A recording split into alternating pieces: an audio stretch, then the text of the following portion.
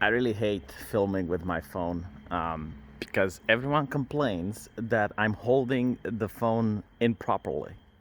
Like you're supposed to hold it horizontally when you film.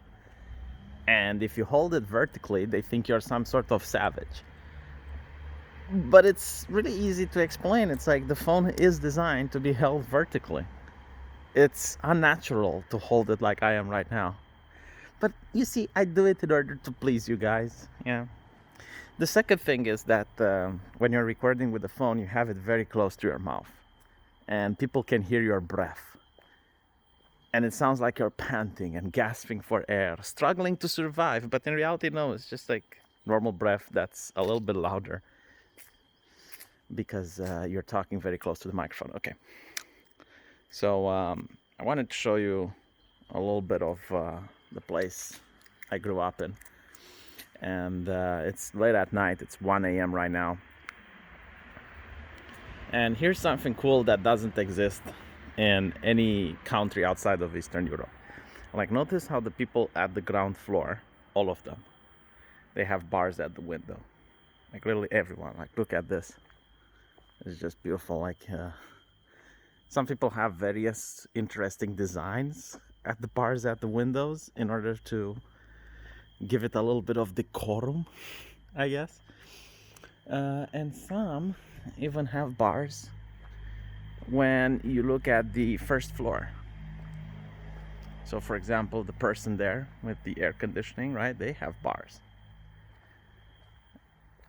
And a lot of people don't know why this is the case. Now, the reason this is the case is because there was a time when there was a high crime rate going on. The communists were more busy trying to arrest people for ideological reasons rather than actual criminals. So we actually had two types of law.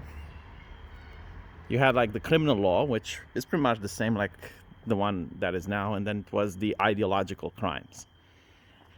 And you could get more time if you committed an ideological crime than if you murder someone. And the party was heavily invested in making sure that ideological crimes are punished. And they neglected the normal criminals.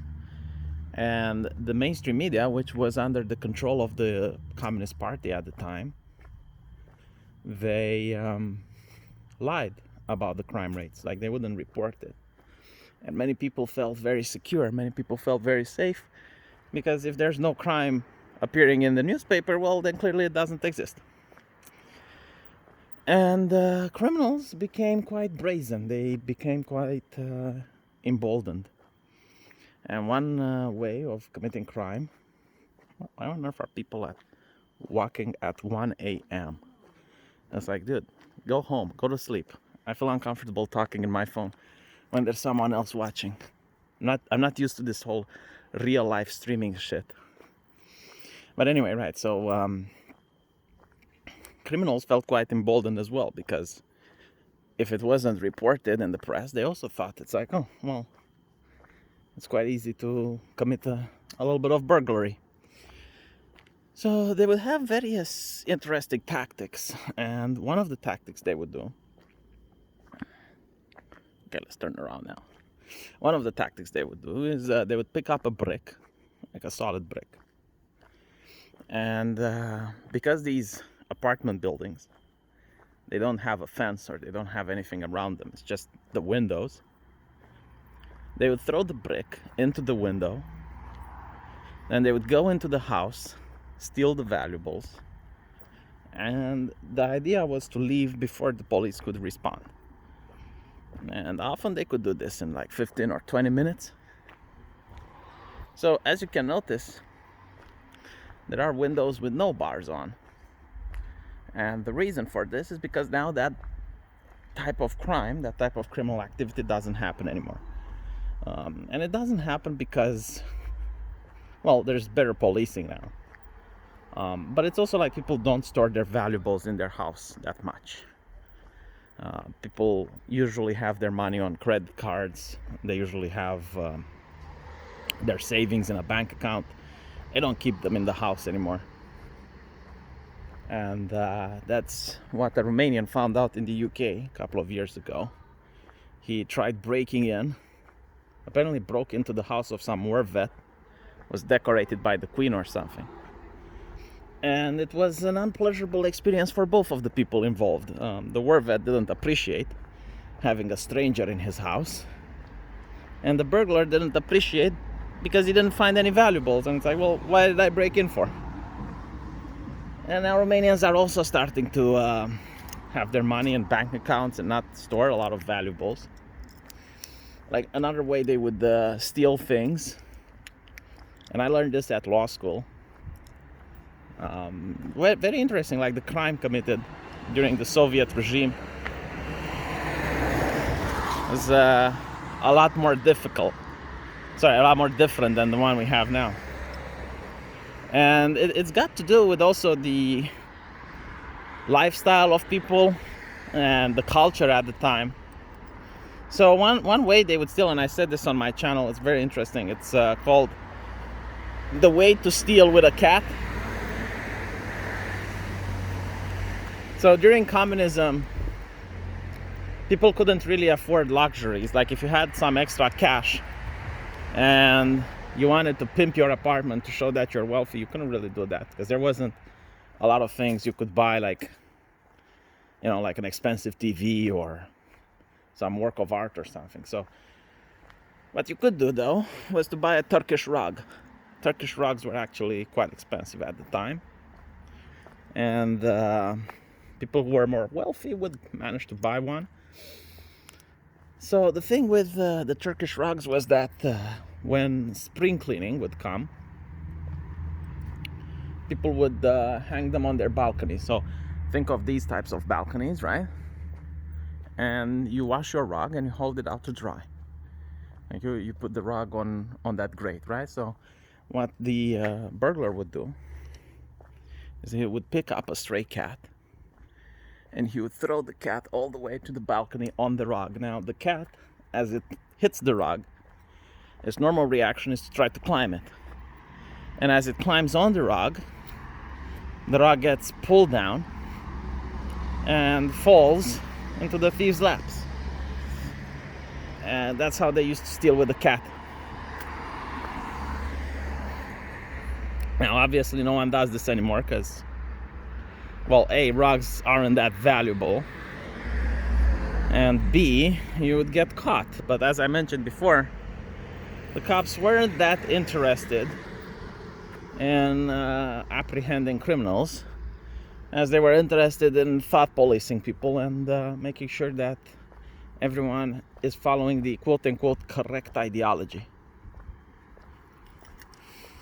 Should learn how to live stream, huh? Look at that park. It's absolutely gorgeous. I think we're going to go visit. But I think I might have to jaywalk in the middle of the night. If I jaywalk and no one sees it, is it really jaywalking? It's a good question, isn't it? Oh look, they started the sprinklers. I usually don't jaywalk, and I try not to jaywalk even when the street is empty. It gives me like this reflex that it's not okay to do it. Oh, here's another funny thing. Now, this red thing over here, as you probably have guessed, is a bicycle course. And the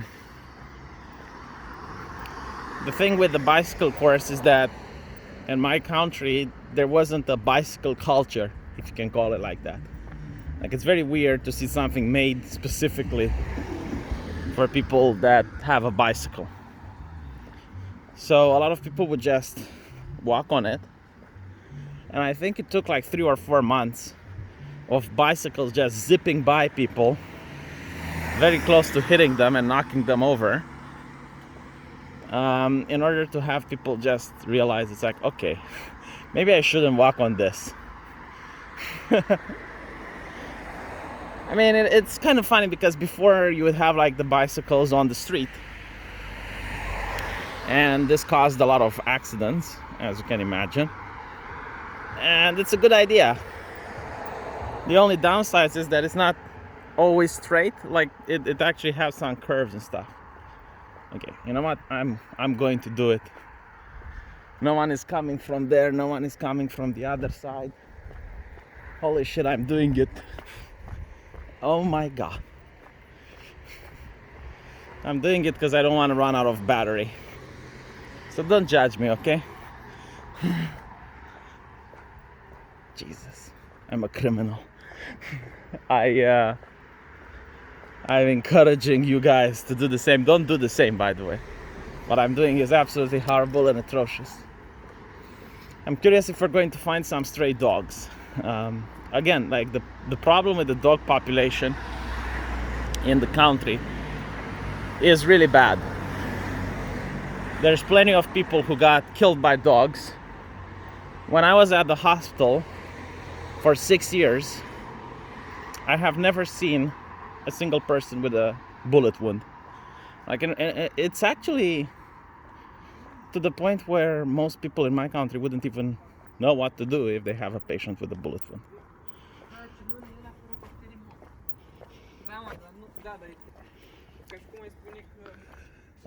However, I have seen constantly people being mauled or bitten by dogs. Oh, look, kitty.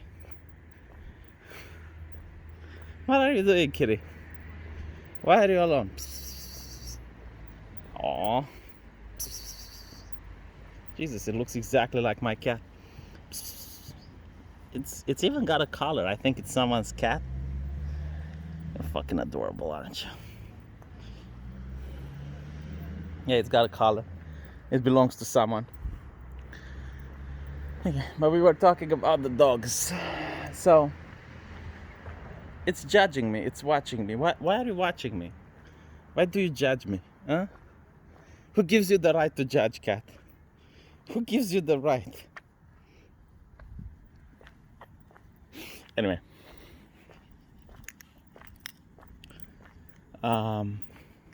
The great deer leader had this magnificent plan of moving people from the countryside all the way into the urban area.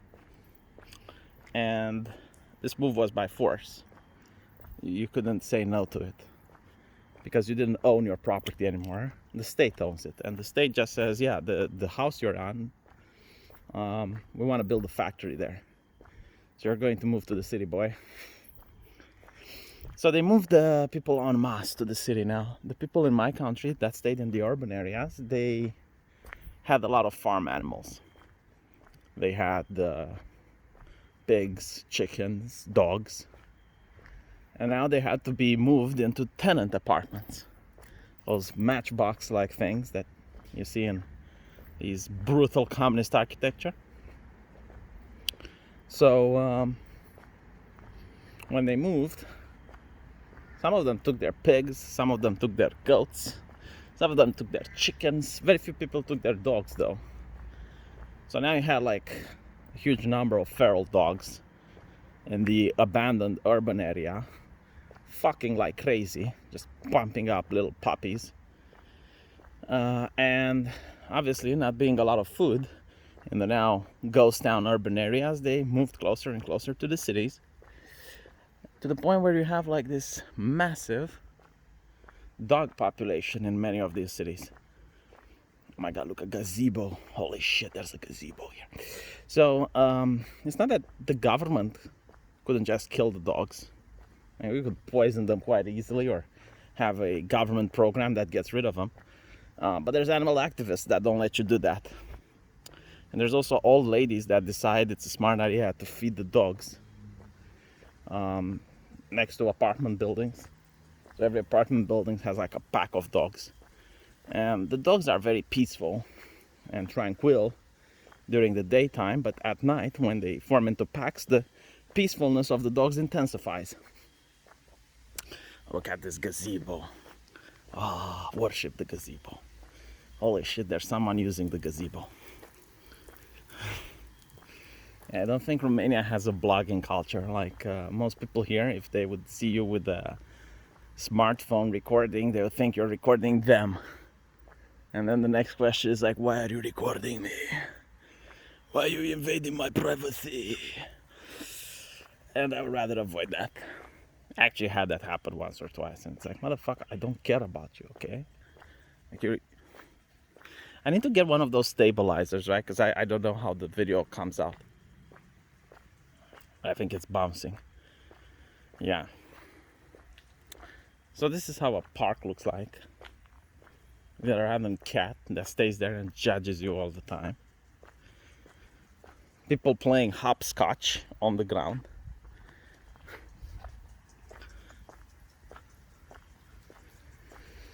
And you know, when I get my house, and I need to get a house because the fiance demands it. Like, she doesn't want to raise kids in a city with cars everywhere and no place for the kitty to play. And she's a woman that came from the rural village, a God-fearing woman. She wants a house. And I'm like, okay, well, we'll see what we can do. Let's look at our price range. Let's consider a bank loan.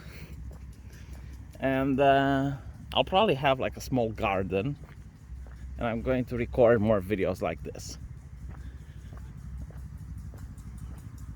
when I do that. I don't know, I'm thinking like something within like $90,000 USD. Like that's the price range that I'm looking at for a house. Look at it, it's coming towards me. Holy shit, it's coming right at us. The tree saved me. It reminds me that I need to take a piss. Horrible. When I was a kid, this lake was filled. Well, this puddle was filled, and it used to have frogs in it. It was very cool. I like frogs. Frogs are cute. They make relaxing noises, and they fill. I remember the kids I grew up with were other monsters. I never liked that, but like they would take a straw, they would put it up the frog's anus and blow the frog up and throw it in the air and watch it go boom. I always hated that. It's like, what the fuck are you doing that? And what is wrong with you? I even talked to my biology teacher at medicine not to dissect frogs. It's like, dude, we have YouTube. We can see how frogs look on the inside. And he probably agreed because he dissected so many that he did just like, ugh. I never understand this. Like, why do doctors need to dissect frogs? Like, what?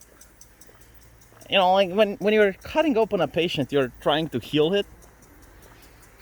Him or her or they or them. But when you're cutting open a frog, like, what's the fucking point on it? It's just to see the heart pumping. It's like, yeah, okay. But I can see that on YouTube. See, a lot of people complain that I'm up. It is 2 a.m. Tuesday night. Well, actually, it's Wednesday now. And look how many people are up. Why are you complaining every single time I decide to be awake at this hour, huh? Anyway, time to go home. So, hope you guys enjoyed this, and I'll catch you all later.